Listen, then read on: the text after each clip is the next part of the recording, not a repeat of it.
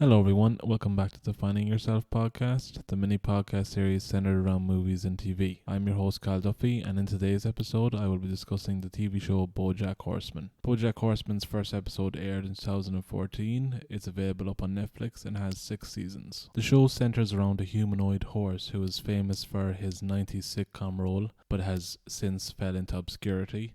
He's tired of living as a boozed up, self-loathing has-been and decides to try and recapture his fame and make a comeback by writing a biography about his life. However, he can't do this alone and is helped by his ex-girlfriend and current agent, as well as the ghostwriter he hires to write his biography. BoJack Horseman is one of those shows that just caught me by surprise. Utterly by surprise. I was recommended the show by a friend and he was watching it non-stop at the time. Couldn't stop talking about it.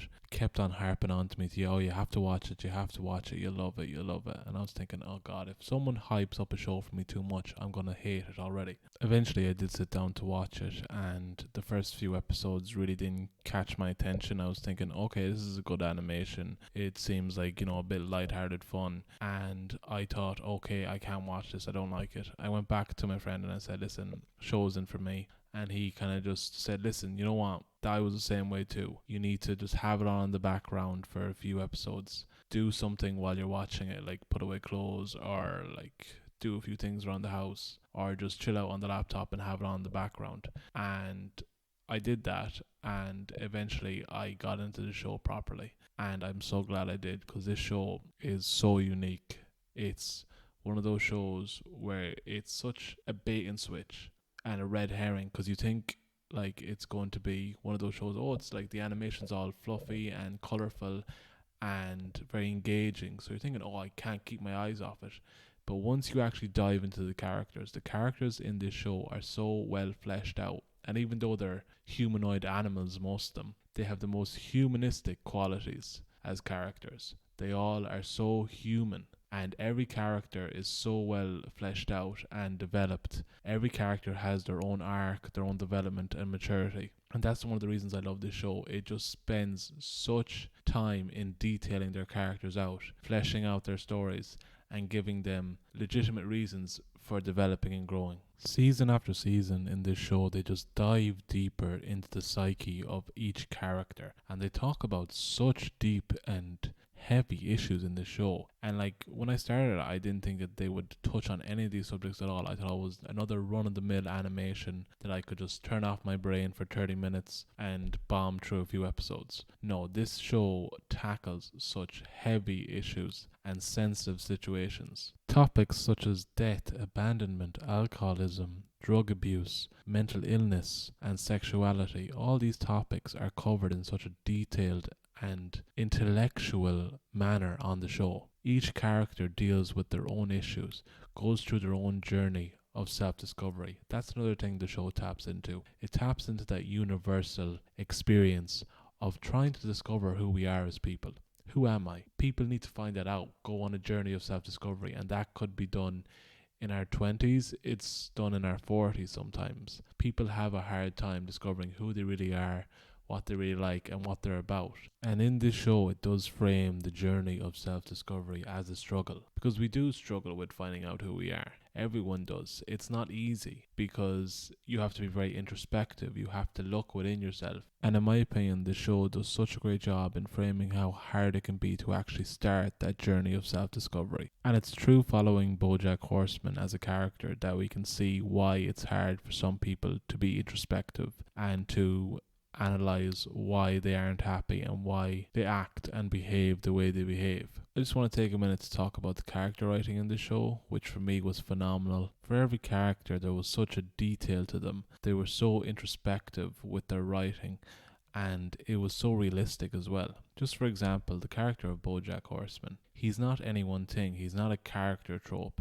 He's not a stereotypical sitcom character. He's not an anti-hero, he's not a villain. In reality, he's just another guy. A guy who's dealing with a lot of issues, who has some deep-seated damage and baggage from his childhood. In season 1, when we're still getting introduced to the characters, we really view BoJack Horseman as this narcissistic asshole who is obsessed with his fame in the 90s and just wants to get back to being a famous star again. But it's through the seasons we learn why he wants his fame back, why he acts the way he acts, and why he behaves the way he behaves. And we learn that he has very human issues. He's very flawed. And this show does such a good job of making us relate to humanoid animals, which is so odd. We relate to these humanoid animals because they have very human problems. And really, underneath all his flaws and all his bad behavior, he just wants love. He wants to be loved by people. He wants to feel like he matters. And that seems to be his motivation, his real motivation for wanting to get back in the limelight. He needs this comeback to work so that he can feel love again, because he never got that love from his parents. The only time he felt truly accepted, admired, and loved was when he was on the show. So he needs some relative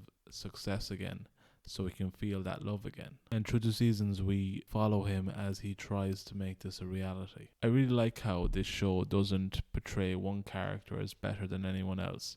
Each character has their own problems and issues to sort out in this show. And if you look at the character of Mr. Peanut Butter, who is a humanoid dog and basically the polar opposite of BoJack, he's outgoing, he's happy-go-lucky, he enjoys everything. Everything is so fun for him. And we see him in season 1 and season 2, and he comes across as the perfect partner, perfect person, friend, and there's no downside to him. But as we explore his character through the seasons, we find out that he is often his own worst enemy. He's too perfect, he's too happy-go-lucky for his partners, and they feel inferior to him. He has a bit of a dark side to him where he pressures people with his intensity, and because they can't match his intensity, he kind of gets bored with them and leaves them. And this happens in a lot of his romantic relationships. He becomes bored with his partner because they can't match his energy, and he moves from person to person, almost like an emotional tourist.